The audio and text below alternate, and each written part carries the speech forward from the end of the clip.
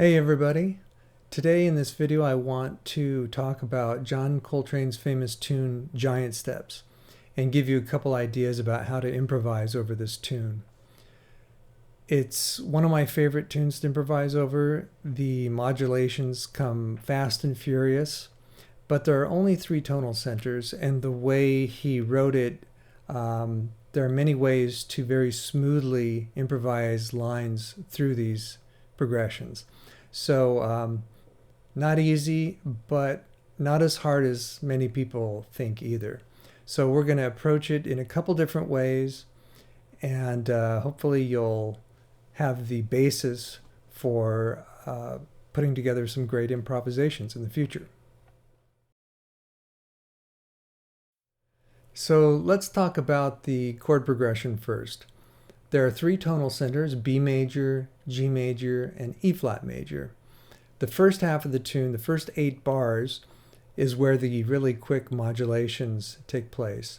The second 8 bars, the last half of the tune, are just a series of 2-5-1s in those keys, but you're not modulating quite as rapidly there.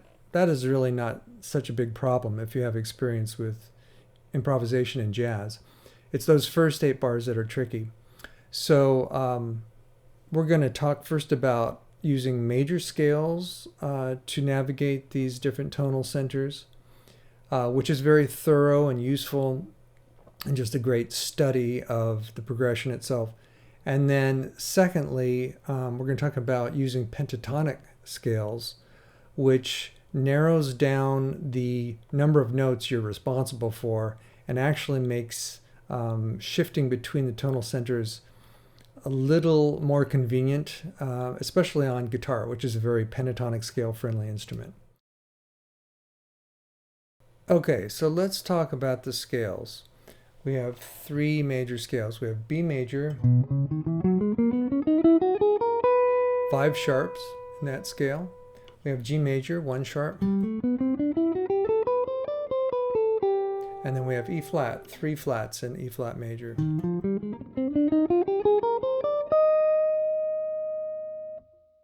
Let's take a closer look at the progression. We have B major, and then we have a 5-1 in G. So right at that point, we shift to G major scale. Then we have a 5-1 in E flat. So there we can play E flat major. Then we have a 2-5-1 in G. So you can play G major over all of that. Then we have a 5-1 in E flat, and then we have a 5-1 back in B major. So I find a really good way to shed this is to play stepwise, so play up a scale, but you're changing the notes, you're changing the scale you're using at the appropriate times. So it would be B major, and then G major, and then E flat major, E flat major, yeah. So I'm going to put on a backing track and you'll hear me doing that. I'll try to narrate as I do it.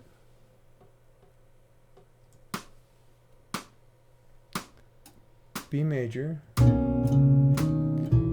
G major, E flat major,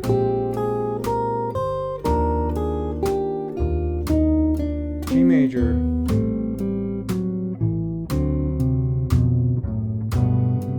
E flat, B major,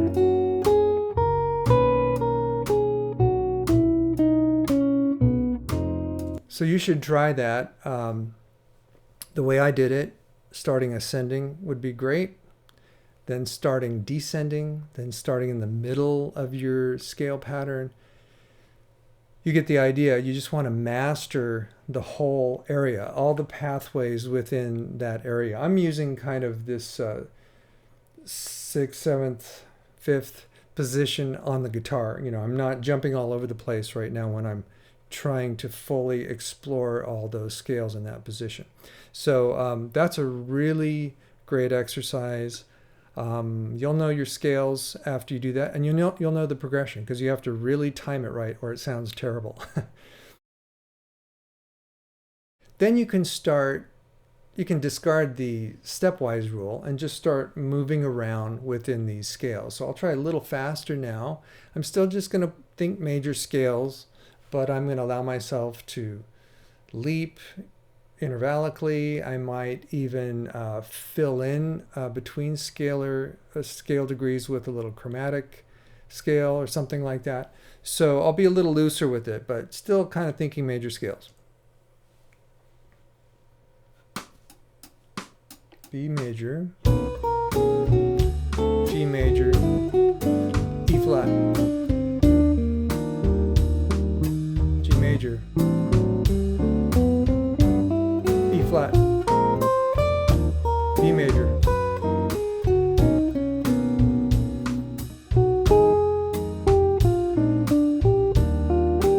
G major,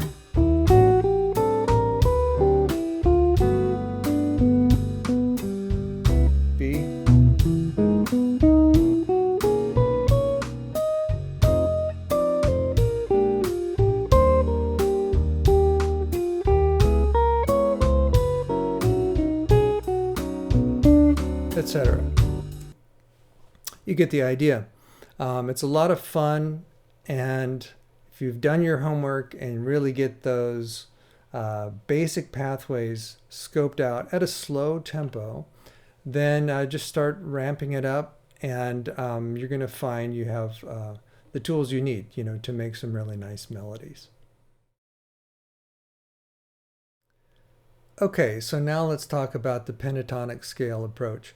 You may already know that if you're playing in a major key, you can access 3 different pentatonic major scales. So say you're in the key of G.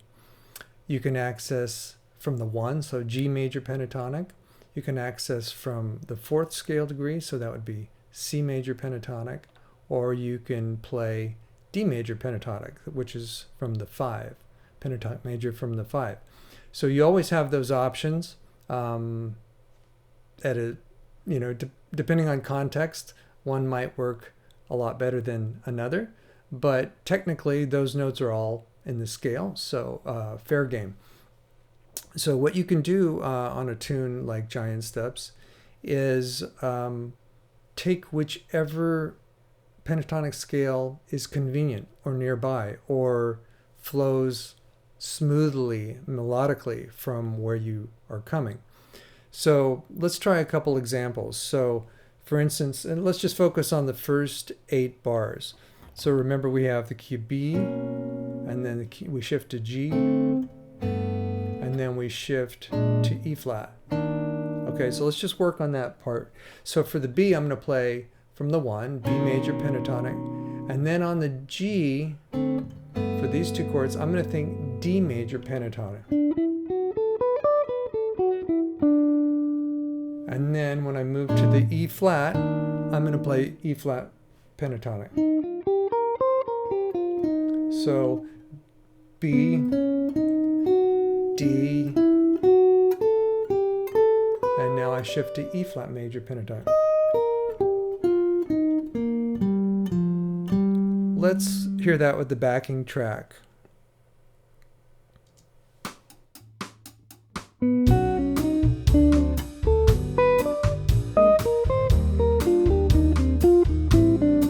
Okay, one more time, those first 8 bars.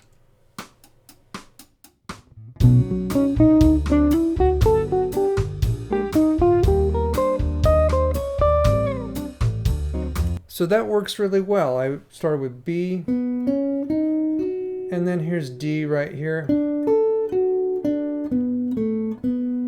Shift down a fret for E flat pentatonic major. So like I said earlier, there's less to keep track of. There's only 5 notes in these scales, and there's always something nearby.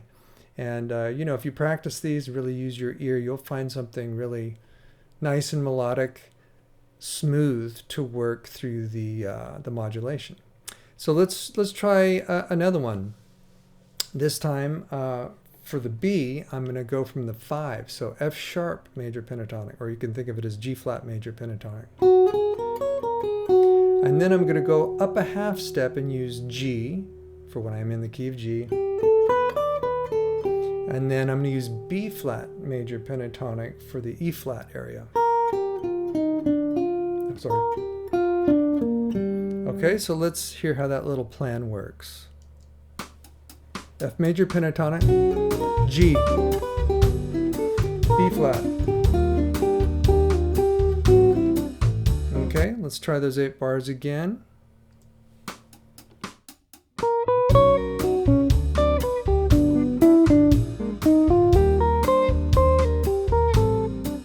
I cheated and used E flat over the E flat, but that's going to happen. You have those options, and then one will seem right to you at any given moment, maybe more than another. But let's try that plan again. So G flat, G, and B flat major pentatonics.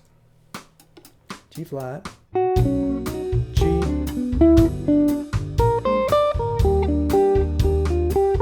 and that was B flat major pentatonic at the end. So that works great. Here's an interesting one. You can use B flat major pentatonic for the B, and then when you go to G, try C major pentatonic, just up a half step. And then for the E flat area, go to B flat major pentatonic. So in other words, once you find your scale pattern, you can just shift up a half step, and then down a step, and then eventually. So you're really using the same thing, but in this one little zone. Every time you're just moving within a fret of your original position. So you can imagine how that might be very convenient if you're playing fast and you want to limit where you're going. So let's try that one. B major pentatonic, C major pentatonic, and B flat major pentatonic. Here we go. B, C, B flat. Okay, again.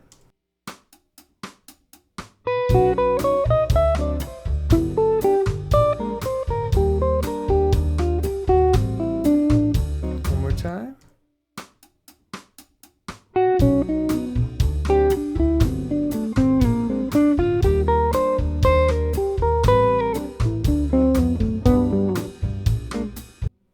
All right, so that's a lot of fun, and you need some sort of strategy to get you through those first 8 bars. So I think both the major scales and the pentatonics are both great strategies.